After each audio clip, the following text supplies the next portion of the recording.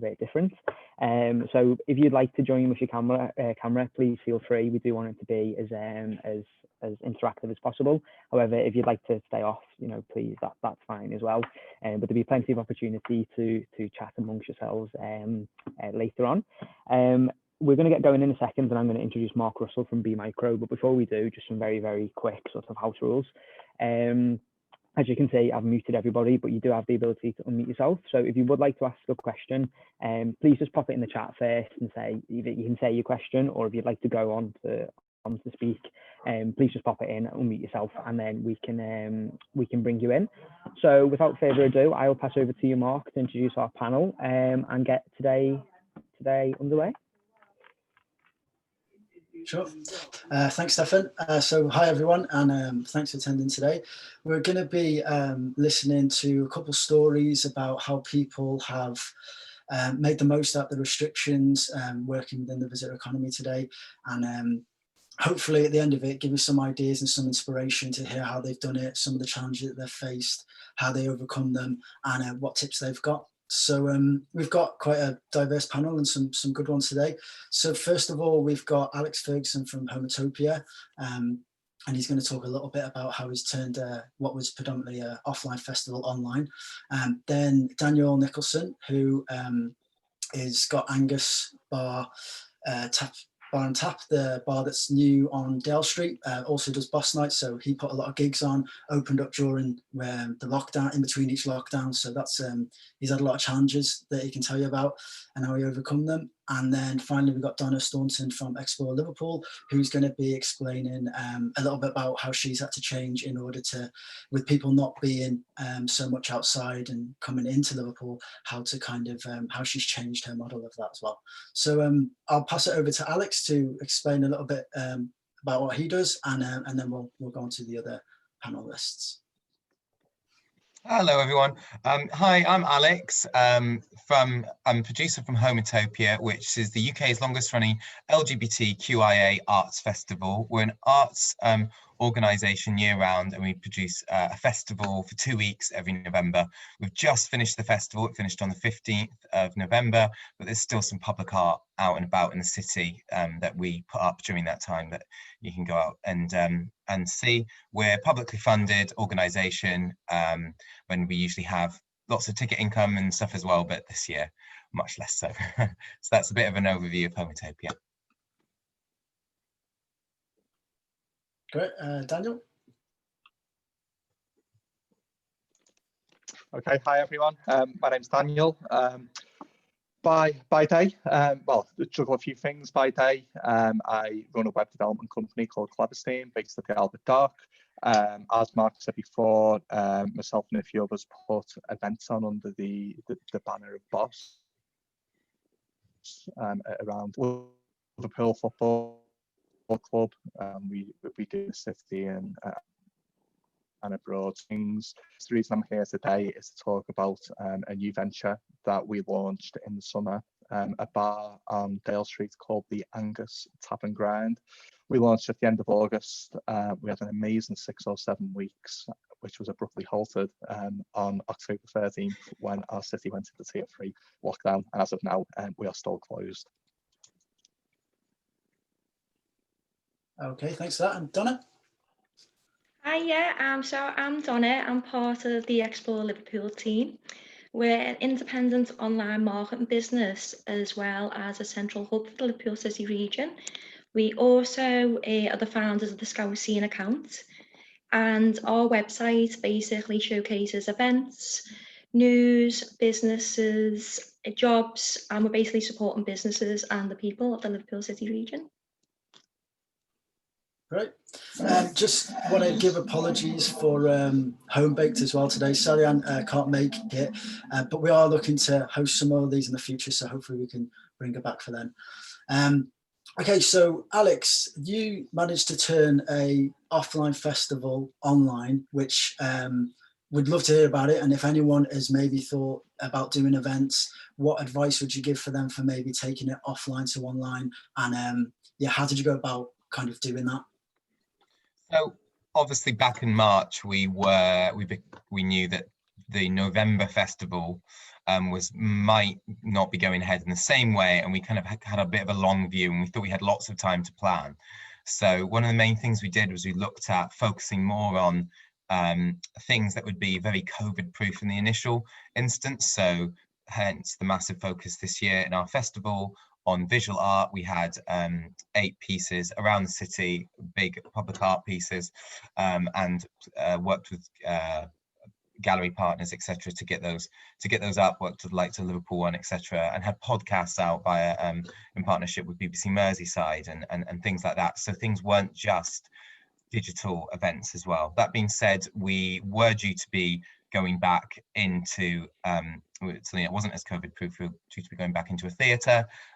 We were going to be the first thing since COVID on stage at the Everyman Theatre on Hope Street with a live audience, and sadly we had to move that online. That meant that we were selling tickets for an online event, and we were marketing it that way.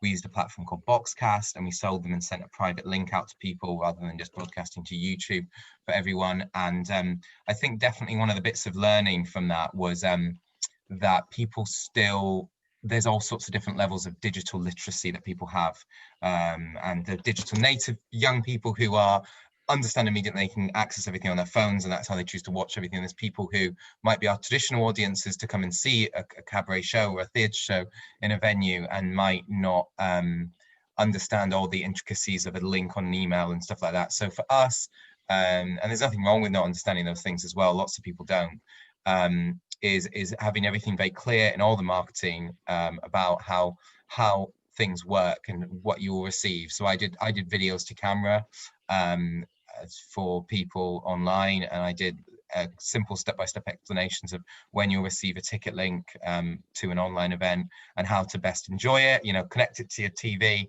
sit back and relax. Don't have to watch it hunched over your laptop or something as an event.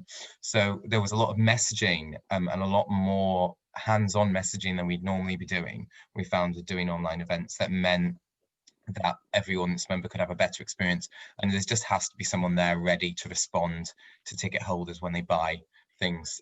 If links are going wrong or things are hitting junk email accounts, you just got to account for those little bits of troubleshooting. Also, something was that the Everyman Theatre wanted to take tickets off sale 2 hours before the performance, and we found that actually we needed to extend it until literally the start time of the performance at 7:30. We could send the ticket links out beforehand, but people would still be wanting to rock up and buy tickets the same way you just turn on your TV and press buy on a film, maybe on like Amazon Prime or similar, because that's the way particularly our audience chose to interact with that, and that meant we could maximize ticket sales and then attendance at our events by doing things, allowing for people to be last minute as audience members as well. So yeah, I think it might be all well and good as an organization adapting a lot to and understanding the process of putting an event online and using a digital producer and having cameras, but being aware that your audience don't necessarily know there's not an etiquette around how something like that is run. So you have to kind of define that etiquette and give clear guidance for people too. In terms of the platforms that you decided to use, what was the thought process in that? Did you think about using all the ones that were open and everyone's on, or did you ever think about, should we create our own website or should we create our own sort of platform and do it that way? What was the process that you went through for that? Our thinking was initially use the most accessible platforms possible that everyone uses. So YouTube, on Twitter using Periscope, and on Facebook using Facebook Live. And we kind of troubleshooted and trialed those. And we could do that for live events that were free, that were open access in that way. And we could have the copyright to distribute on those channels. The only issue with Bean is if you played any sort of music, often you can get blocked on certain numbers of those channels. And even if you hold an online PRS license, which we do, you can still encounter issues with YouTube's kind of pro blocking software particularly. So for very publicly accessible events, that was great. It's just if we wanted to monetize that, we either had a donation box, which did do well actually when we used that, or we used a private platform. When you put on something on YouTube or Facebook, YouTube and Facebook own that content when it goes on there. It's published on their website. We used a platform called Boxcast where we had ownership of the content when it was online. There's lots of different options. That's one of these online streaming sites you can use. We paid for a subscription for 1 month, and it does automatic captioning, and so that's why we kind of made the decision to go with that one. When we put stuff on Boxcast, we can send it out as a private link and live stream it from there, and that means that that we still own that content. We can have a PRS license if we want to play any music on there, and we can license that from the artist that we're working with, so that we can define that as, this is what we're licensing from you to use for this particular time. So that was our thinking going into using a kind of private website to do it on. We could also have used that to create a kind of embedded video function on the Homotopia website too, but we chose not to because we didn't really see there wasn't any point in that when we were sending out the link anyway to ticket holders. They just go through to the Boxcast page, which is a private link. Does that make sense? Yeah. Yeah, that's good. If anyone's got any questions as well as we're talking, just feel free to put it in the chat, and we can get to those. Daniel, so going from the online events, you've kind of gone the opposite direction, gone offline. You hosted a couple of gigs. How was that for you, and what were some of the challenges when you were faced with knowing that there's probably going to come lockdowns and having, a schedule of gigs, having the stock, like you said? What were the challenges there? Yeah, so obviously the Angus is a fairly new business. It was something that we've been planning for the best part of a year. It well predated COVID, and I think we were actually very, very close to signing the lease on property. As I was out the country, the lease just as I think was kicking off in mid-March, but lockdown actually gave us a chance to sort of take a step back, take a step off the treadmill, the hamster ball that we're all in our working lives, and take a look at the business and see if the case still stood up. And we felt it did. We really reduced numbers, we reduced our forecasts, we became much more prudent when it came to costs, and that allowed us, I feel, at the end of August to open a much more stable business, and actually almost gave us an opportunity or an advantage ahead of the more well-established businesses, because even though we were opening in the middle of a pandemic, we were opening in between 2 lockdowns, we were doing it in a much more lean manner. As you say, when we opened at the end of August, we published a run of at the time. Live music came to a halt. And sure, we couldn't do the live music that we all know and we all loved. Be amazing to stand in a field watching a band with 50,000 people around you. It'd be amazing to cram 300-400 people into a warehouse. That wasn't possible. What we were able to do, and what we were able to do in conjunction with local authorities and talking and seeing what was possible, was do a run of acoustic gigs. We were able to use our space at the Angus to seat 40 people, all socially distanced, and have a gig that was different to normal times, but so the time, it was much more laid back. It felt fairly safe, and ultimately it delivered music to people who have been longing for it since March. So we did that run of gigs throughout September and into October. The tier 3 restrictions came into place here on at midnight on Tuesday, October 13th. We even had a gig on that night, which was incredible. And as I say, it's very different to the gigs that we've put on over the years. But it was nonetheless, I think, an enjoyable experience for people that came. Great. So what, for the people that came, how were they? Was there any sort of reservations from people? What was the sort of behaviour of people coming in? Was it maybe their first time venturing out? How did you have to lay out the, the bar, and did you take any precautions in that way? Yeah, absolutely. I think the most important thing is you just need to play by the rules. As we've all seen, everyone in society is at a different level of comfort, but you just can't presume that people are going to be how you might feel or how your friend might feel or the person next to you might feel. You just need to play by the rules. So in terms of the layout, it was the 1 meter plus rule that was in between each table. The tables were restricted to the same household, same social bubble. We asked everybody upon purchasing a ticket to declare that they were part of the same social bubble.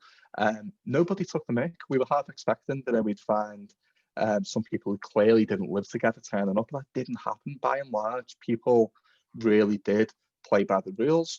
And I think ultimately, people enjoyed the experience we gave them. We had fairly big artists come and play our venue. Artists that are far bigger than playing in front of 40 seats. We had John Power, for example, out of the Larsen cast. He did a residency. John Power did 4 nights back to back. The tickets sold out in a split second almost. And I think people were just happy to be there, and they respected it and played by the rules. And I think ultimately, because of the tone we set and the tone the staff set and sort of laying out the rules on the way in, it meant people had to stick to it, and it just created that nice environment. Got a question there from Peter. In terms of like putting on such prolific names, did you think about live streaming the event at all? We did consider that, but it felt almost like we were reclaiming something back from the previous few months. So for months, we've been force-fed live events. You've been force-fed Facebook live videos. You've been force-fed YouTube streams, that kind of thing. And I was part of that, under the Boss banner. We did some stuff in the summer around live stream and that kind of thing. But it just felt that in September and October, when we were putting on these gigs, it felt like we were reclaiming something back. And this was about the physical world. It wasn't about it wasn't about what happens online. So yeah, we did consider it, but for us, it was just more about creating that experience within the venue. Cool, good stuff. Okay, Donna, if you could just let us know about how you managed to change the content that you provide, because obviously you thrive when people are out in the city, but all of a sudden everyone's staying home. How did you manage to adapt your business to suit the change? Yeah, so obviously when the lockdown began in March, 70 to 80% of our content and services literally have gone out the window, because the content we do prepare is in advance, because obviously we're promoting events, festivals, special occasions, and a majority of them things that were happening in the city all come to a standstill.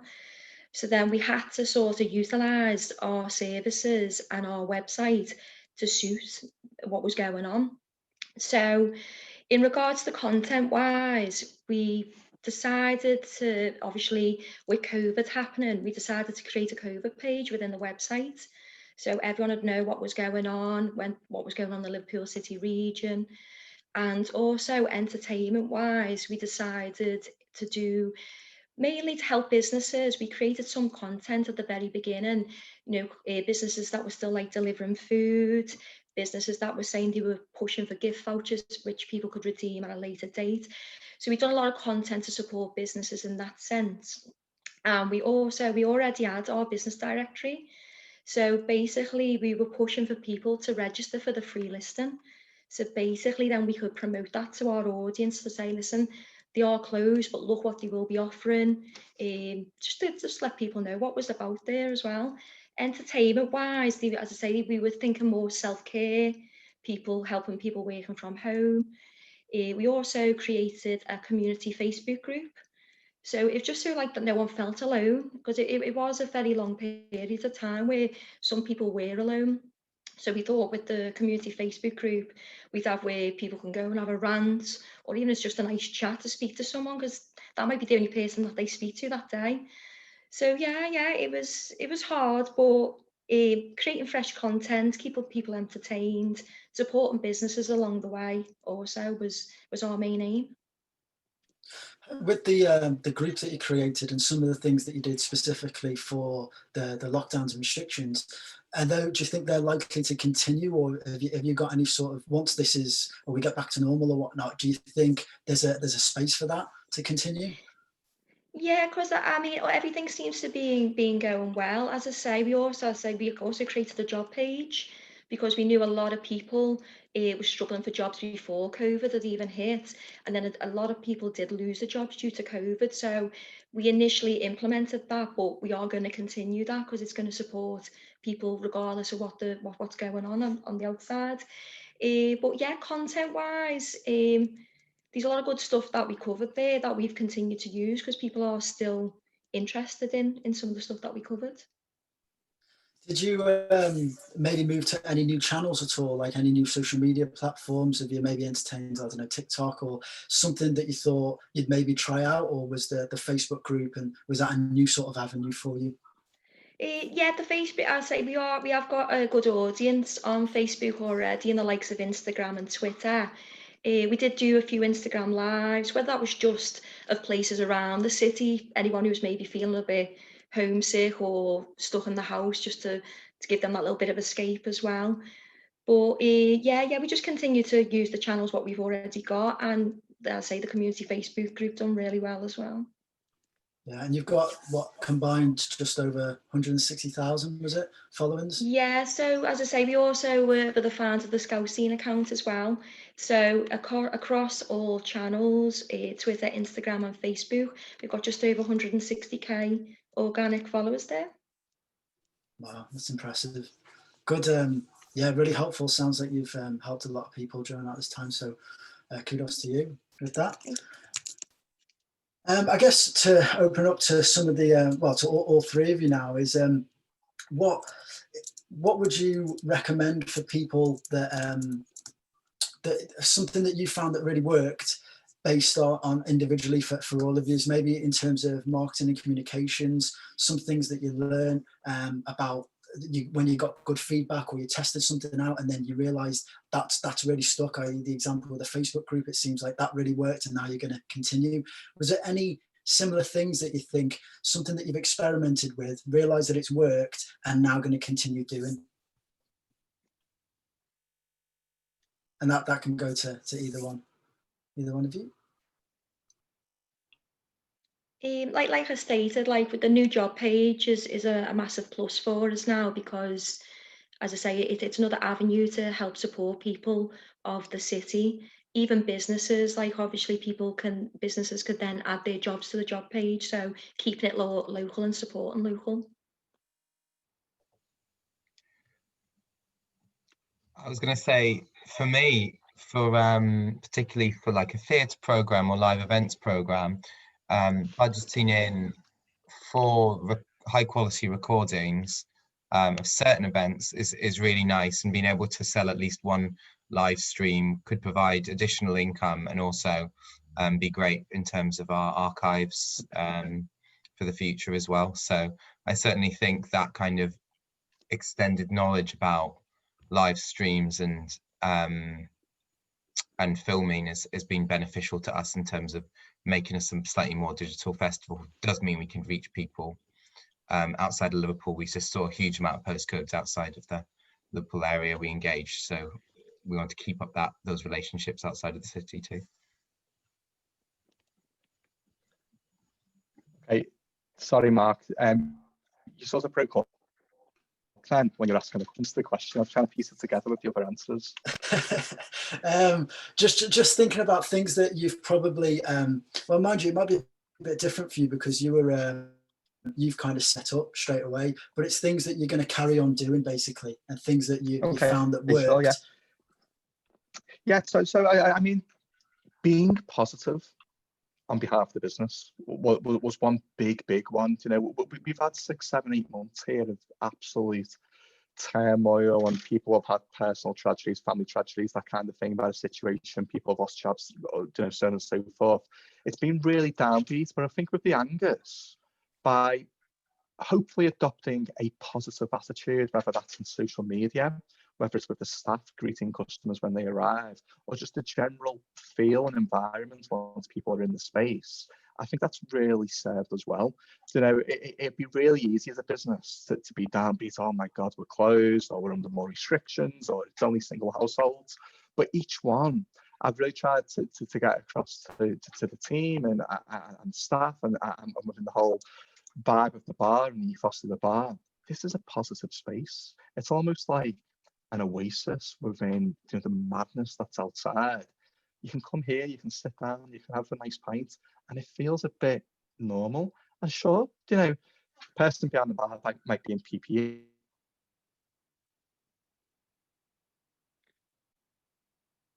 You can't get the most of it. I think that's what I'd sort of take from it. The sort of try to embrace the positivity to get through it. Okay, we've got a question from Gemma. Do you think people will continue to want more intimate experiences? For example, 40 in a 400 capacity venue. I think that's a really good question. Yeah, I think, what do you think? Yeah, I think it's great. Yeah, great question. That I think what we did with that run of gigs. So we had John Power on, we had Ian Prowse on, we had Jamie Webster on. You know, all artists that would normally play to far greater audiences. I think everyone that was in there felt this is special, this is a bit different. So you can't see John Power, for example, playing to such a small audience in our city. The likes of Jamie Webster just sold out 3 dates at the Olympia back to back with his solo stuff. He's not going to be playing to 40 people in our city anytime soon. So I think people did appreciate it, and I think that is something that people will long for as we get out of, or as we hopefully get out of the pandemic. I guess my question back would be, would the artists want to do it? Because with the greatest respect, you know, these artists haven't made much money this year, and I think they'll actually be longing for the bigger venues, for the bigger audiences. Sure, John Power played our venue and we paid them a fee much lower than he get for playing the O2 Academy, playing 3 nights on the run. So whilst I think audiences may want it, may like it, my gut feel is, and I also put my gig promoter hat on here, my gut feel is that once we can get back to it, the artists are going to be going as big as possible. So, another question about what local people can do to support the hospitality and leisure businesses, and, you know, make sure that they're still here in 2021. Any thoughts on that? I'd say use the independent places, get out. You know, hopefully, if we do come out of the national lockdown on December 2nd, I really hope the government shine a light in our city and use us as a positive example to the rest of the country to say these guys were in tier 3, that these guys have undertook mass testing and embraced mass testing, and therefore their figures have came down and they are now in tier 2 or maybe even tier 1, who knows. But when and if that happens, if you feel comfortable going out, I'd say get back to the independents, drink in local pubs, go to bars in town, go to restaurants, that kind of thing. That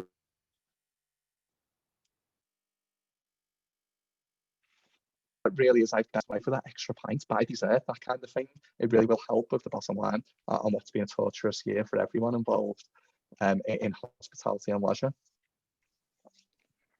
Yeah, I agree with that, because I think, you know, there is a lot of places, while we still are in lockdown, there is a majority of places doing takeaway and click to collect. So, for instance, the weekend, you know, where you'd normally order from a chippy or a big branded place, why not order from one of your local independents? You know, you're going to get great food. Also, if you are going on walks or stuff like that to the park, grab a coffee from a local independent, just stuff like that. Or every little bit helps in that sense.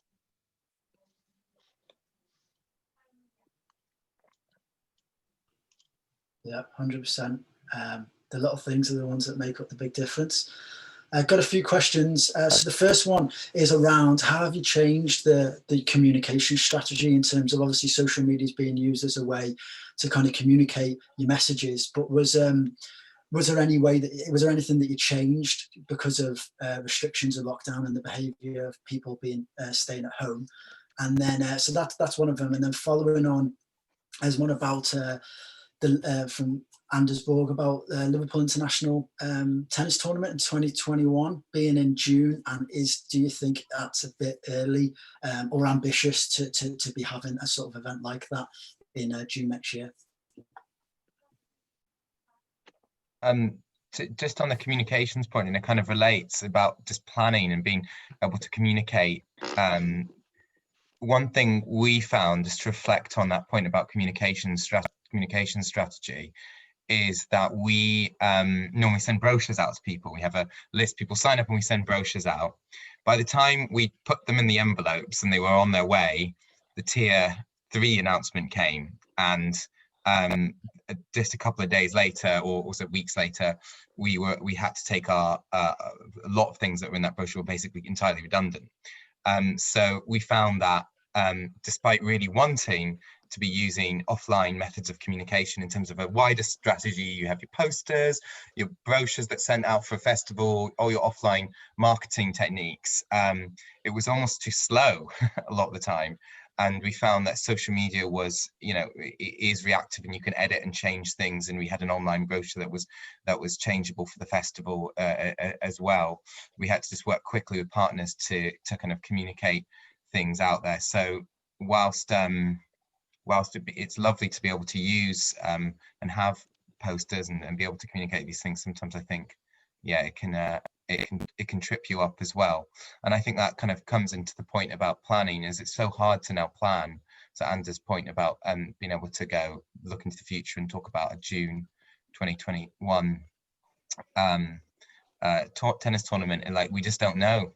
This is like we were just saying before that this discussion, as Daniel said, I think was just we don't know. No one at the top of government knows really. We have word of vaccine, we have all this stuff, but there's still a real lack of knowledge about what this means. I've got things booked in various venues for the future, but it's all hypothetical and with plan A, B, and C for everything. So personally, as an independent producer and also as a producer for Homotopia with live events and everything in the future, I have plan A, B, and C, and I'm very cautious about what I'm announcing when and how that communication is going out, as a lot of arts and events and music organizations I'm sure are in a similar position. Yeah,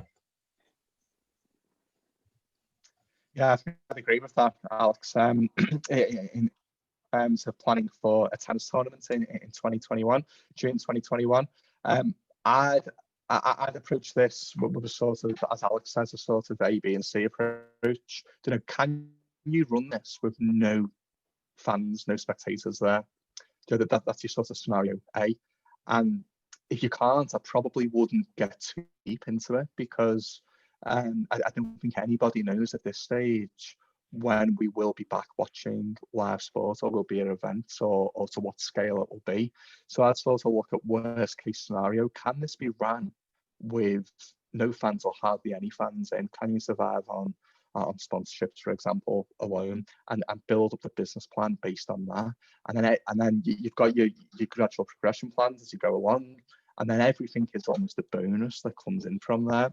But if you're asking, what's the feel like in the UK? What's the feel like in the city? I honestly believe nobody knows, whether it's us, just the regular people on the street, or it's top of government. Certainly the vaccines have given a new sense of optimism, but who knows?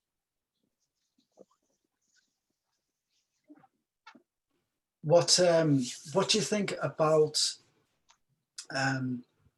Another question, I think. That was it about football. So, there's been no football in the city. Football plays a big part. This probably would have been a bit of an aim towards home baked, but even still, people not being out for matches mean they probably don't go for a pint at the Angus after. It means that they might not come and explore Liverpool like they would have before. So what impact has no football in the city had, do you think? And that thing you're saying there, Daniel, about, think about it, can you do this without with restrictions in place? Do you think that's something that every business that kind of would benefit from football has got to start thinking about?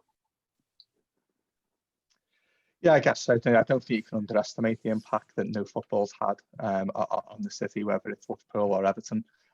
But both when both teams are playing at home, city centres buzzing, the areas around Goodison and Anfield are buzzing. You just can't underestimate that massive impact it's had. And then the sort of ripple effect that's through the economy. I mean, we as Boss at the Aqua Arena booked for a League Champions winning party after the final home game or the homecoming it was going to be, the trophy parade. That stopped. That impact is just so huge. Football plays such a big part in the city, and when it eventually does return, it's not going to return with 55,000 people in Anfield on a Saturday afternoon straight away. It's going to be that gradual approach. So for the likes of Homebake, who I know can't be here today, but maybe I think we can all agree on their behalf, they're not going to sell as many pies if there's 8,000 people on the ground compared to 55,000 people walking past their shop before and after the game. And so it's going to have a huge effect. And on a personal level, I can't wait to get back in the ground, but I'm not too hopeful that it's going to come too soon. Yeah, I agree as well, because I think football, the saying is, isn't it, football is more than just a game. I do agree with that, especially in Liverpool. Like you say, whether you're Everton or Liverpool supporter, I think it's had a massive effect on businesses, because a lot of these businesses, their main source of income is from match days. And also it's people's mental health as well, because I think football is an escapism for a lot of people and a social gathering. So I think it's had a massive effect on the city in that way as well. Explore Liverpool wise, like we would have had our social teams out getting all coverage of whether that's people in the streets, the pubs, celebrating, etc. and that. So it's memories that we would have been capturing that, they're now gone. It's a shame, but gotta go with the times. So the one more question, or it's more of a shout out, Becky, who's got like you were saying before, Donna, about supporting local businesses. She's got a page, travel_foodie 1986, and she promotes all the local businesses and people that are doing deliveries and whatnot. I mean, like many people there, you've probably seen a lot of things pop up on either Twitter or Instagram and people sharing all the local businesses. What do you think about local businesses helping one another out? How's that been in Liverpool, and what could you recommend to maybe a business that is looking to help a bit more or start to help out? Yeah, I mean, everyone's sticking together and helping each other it's important, isn't it? It's the way forward. Like I say, we've gone to the scales with our business directory where, any business in the city, sign up and register for your free listing. You're going to get advertisement from ourselves, we're going to promote you across our audience. But yeah, I suppose as well, these good ways, I mean, people can support each other, even like the little simplest of things, like giving people shout outs on their Instagram stories or tagging people into posts and getting them to share. It's stuff like that. We've also incorporated a new bit of content called Faces Behind the Business. And basically it's just getting to know the person that's putting that blood, sweat and tears in, and just letting people see them and showcasing them people. So, I mean, if there's anyone who is interested in being a part of the series, then don't hesitate to get in touch with us. We're more than willing to give you a shout out and let people aware of your business. Right, kind offer there. Daniel, were you going to say something then, or am I seeing things? No, I think Donna gave a good enough answer there. So yeah, time short. So yeah. Okay. There is one more from Peter. We just got about how much notice basically do you need to open up again? How quick can you react, or what have you got to factor in if you hear a date's coming up? Is it enough time? How long do you need to get back up and running? Ideally, as much notice as possible. This is what has really annoyed me about the situation, and we're not unique here. Everyone in the country feels the same, but it's so frustrating to not know what the exit plan is. It's so frustrating to not know what it's going to be like when we come out of this, if we come out of it, and when it's actually going to be. We've got this date December 2nd in mind. But we don't know if we're allowed to reopen. We were talking yesterday, myself and the other directors, around Christmas decorations. Do we buy them or not?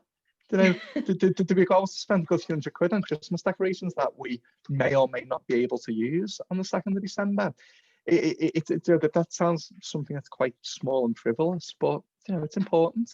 And then you get to the other end of the spectrum, the real life stuff. Our staff, fortunately, our staff are on furlough at the minute, so they are able to get that income support off the government. But they're sitting there not knowing if they're going to need to iron the uniform for next week, and they're going to be doing shifts over, and it's really, really frustrating. So ideally, as much time as possible. In practice, you know, if we had a few days notice, we'd make it work, but we're a relatively small operation. There's much bigger operations in the city and across the country that would need much more work. I'm just hoping and praying the government do give us some guidance next week, early next week. If they came out and gave us some indication, it would allow us to plan. I'm not holding my breath though. Even on the day we were going into Tier 3 lockdown, so it was Tuesday the 13th of October, we didn't know if Tier 3 came in at midnight, as it said on the government website, or if it came in at 5 p.m. the next day, as the media and politicians were briefing. We rang up the local licensing at Liverpool City Council on the afternoon, on the Tuesday afternoon, and we said, do we need to shut tonight, or are we allowed to open tomorrow? And they said, we don't know. And I think that just sort of sums up the whole mess here, and the fact that the leadership from the top and the direction is just so weak. Do you think, we'll just probably make this the final point, but do you think there's anything that the local government could do, and maybe, you know, organisations like BIDS and Alvaro's helped out in promoting this, Martin Liverpool have put this together, anything that you, recommendations or things that you think that those sorts of organisations can help, and something that they could do? I was going to say, I think there's definitely been, I think in my sector and definitely in other sectors as well, is a thing around guidance and around best practice with what we're given. And I know there's a struggle with getting information out. So for instance, the decision made, and then we'll see a trickle down to hospitality about the rules there. And then eventually it gets to theatre, and they decide what the rules are for theatre or for youth activities or meetups, and what constitutes what with sport, etc., as it goes on. It's always a couple of days, but it would be really useful, I think, for organisations, local authorities, and also national bodies to be able to give best practice guidelines as quick as possible in those instances. I know for theatre, DCMS worked closely with Theatre UK and SALT, Society of London Theatre, on the guidance, but that took a while to trickle down to organisations like mine. So I think that kind of relay of information and that kind of clarity is great, would be useful as well. And also, I suppose, when we do have a state where we are, the vaccine is more a state where it's rolled out, and however long that will take, that specific pots of funding and availability for things to kind of come back with a bit of a boom as well would always be good.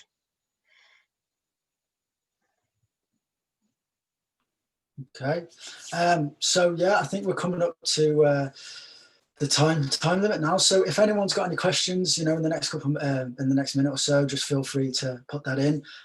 In the meantime as well, just want to say thanks to, like I said, Alvaro from the Beard, Stefan, Martin Liverpool and the speakers, of course, for attending. If there's anything that maybe we didn't cover, or if you've got any ideas about how we can make these better in the future, maybe speakers that you think we want to get on, then feel free to give Martin Liverpool, the Beard, or any one of us a tweet, and we'll look into it, because hopefully we can get some more of these going, and we'll just try and give some sort of ideas and inspiration to more people. One thing I did want to say is that I think the delivery and online delivery is really important. That's why it would have been nice to have had home baked on today, because a lot of businesses could probably benefit from the fact that how to set up that infrastructure and how to get deliveries going and whatnot. So that might be one for the future. Yeah, it doesn't look like there's any questions as such. So just a thanks from the attendees, and yeah, thanks for coming on board today, guys. If you want to share anything before we leave, I'll hand over to you. Thank you. Yeah, thank you. Yeah, nice one, thanks. All right, guys. Well, thanks a lot, and see you all again. All right, bye now. Bye. Thanks. Bye. Bye.